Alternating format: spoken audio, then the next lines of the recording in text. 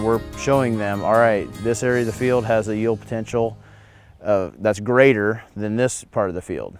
So what that's showing them is, why don't I push this part of the field? So that's where it's exported, and we can actually make a prescription off of that for seeding, nitrogen, just any kind of management you want. We can start pushing the higher parts and start saving our inputs on the lower parts. It'll help them in the areas that have higher yield potential, because they may have they may have been fertilizing for 200 bushel corn for say. And at 200 bushel corn, they may not have been tapping that one area that has, maybe a 400 bushel yield potential. Well, they're just fertilizing and planting for 200 bushel. So they're not maximizing that area, but on the other hand, it's showing the weaker areas that they're fertilizing and seeding for 200 bushel, where that's only maybe 100 bushel production area. So what we're able to do is push the higher population, higher fertility in the good areas, and cut it back in the weaker areas. So that way they're saving inputs on this, and they're getting higher return on that.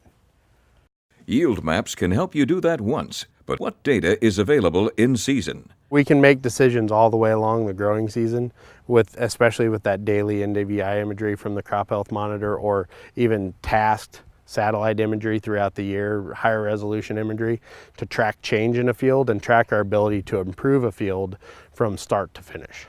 That we find those spots that we're a little bit lacking. What do we need to do to make those better? Or is there anything we can do for them at all? And make decisions based on what we see from not only the boots on the ground standpoint, but the imagery and experience of both the agronomist and the grower.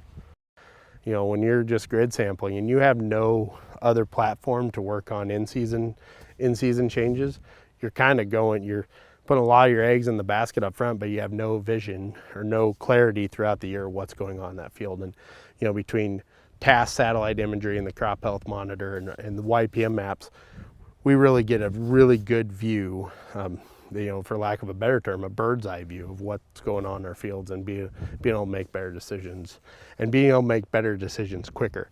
And I think that's the speed is the key. I mean, when we have a problem like nitrogen deficiency, we could easily be losing 1 to 5 bushels a day.